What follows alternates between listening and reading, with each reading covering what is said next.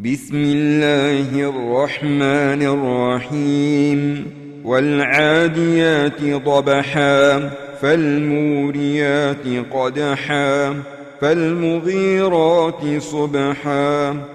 فأثرن به نقعا فوسطن به جمعا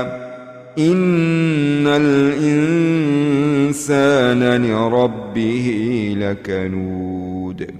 وإنه على ذلك لشهيد وإنه لحب الخير لشديد